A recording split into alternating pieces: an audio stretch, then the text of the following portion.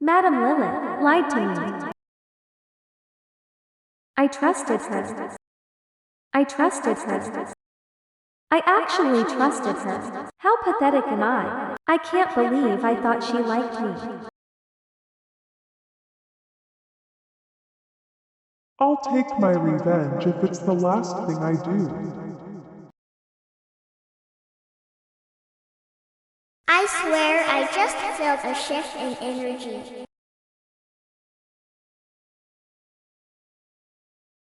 Why'd you stop? I don't know, the air just feels weird. Like something is about to happen. Are you sure it's not your imagination? I agree with Casey. The air feels heavy. Do you think something happened? I don't know, but I feel scared. Even if something happened, nothing will happen to us. We adapt easily, remember? You can say that again. Let go of me, you Twizzler. You felt that too, didn't you? What could that have been? Get up. We need to go now. Wait, but why? What's going on? What about your mask? Good God, that doesn't matter right now. These documents are no help. Guys, we have a problem.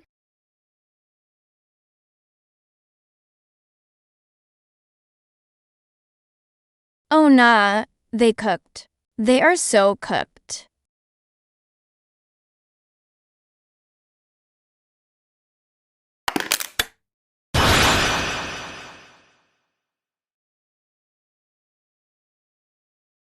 How did she? What's going on? Is she becoming a corruptation? Kids who enter this realm have a low chance of leaving, although some might not be as low as others, but on average, 5 out of 10 younglings escape this realm. By most, it's known as the coma realm, but this isn't what it's actually called. The realm where children lurk was once the home of former entities. Entities got killed, destroyed, and tormented by these children. One by one, the entities never saw the day again, slaughtered left and right, injured up and down. There was no safe place for entities to hide. Entities used to welcome the younglings into their home. They considered them a gift from the overworld. However, not every flower has a blooming petal. As time grew by, much like many of these children, they gained personalities. Some were vicious little gremlins, others were sweethearts who'd done no wrong. That would take a turn for the worst the moment the children started to attack. The entities became defensive, hostile. They were threatened by the humans. Lilith, their queen, was the most threatened out of everyone, so she constructed a plan. If she was able to use human souls to give her enough power, she'll be able to turn the younglings into one of her own. She needed an experiment, a proper experiment. Most her entities were born by her dark magic, but if she was able to make an entity out of a little kid, she would not need to use her magic as much anymore. One day, as she was taking a stroll through her lands, tending to the all-knowing mushrooms and the overgrown flowers, she saw a little girl. Transforming into a kid-like version of herself, she wanted to be able to lure the girl over. Lilith turned and tripped over her own feet. She watched as the girl came running over. She lent her a hand. That's when Lilith struck. She transformed back to her main form and locked the girl in a whirlwind of chains. The girl had been thrashing in fear, begging Lilith to not hurt her. Lilith didn't see the reason to keep such a girl alive. She needed human souls, so she'll get her human souls. But that's when the girl offered something rather difficult for Lilith to turn down. The girl offered even more souls, more than just one, even 3. Lilith was skeptical. Why 3? Where would she find 3 other fine humans? But as the girl explained, the more it clicked. She had friends, and friends are easy to trick. Lilith sent the girl out to go bring her the souls, making sure that they get lured to where she wanted them. Waiting, Lilith was back in her child form. Minutes passed. She was sure the girl tricked her. That silly, silly girl. But then, in the distance, she saw not one, but 2 little ladies. One could be no older than 4, and the other one had to be nearly in the teen years. Lilith called out to the little one. She manipulated her into walking through her portal. Just once, just this one portal, and she'll know her answer. As the girl walked through the portal, it snapped shut with a deadly echo. The plan worked flawlessly, and now she had the soul of a human. Her magical abilities were over the roof. She decided to test her question now that she had enough magic. Heading for the teen girl, she wrapped her magic around the limp body. Lilith saw a spike within the cloud and quickly stopped the spell, but only did she realize it was the spell activating, and her spell had worked. Upon knowing this, Lilith went on a rampage. She collected other children's souls left and right, while also turning them into one of her. She didn't notice it yet, but the children's souls were making the place more and more vibrant, which would mean more and more kids. This was a wonderful plan for Lilith. She took her revenge on the humans for killing her kind, and now she had the humans wrapped around her fingers. But Lilith didn't know that karma doesn't wait to be wrapped with wrapping paper, because now there was a new species on the loose, corrupteds.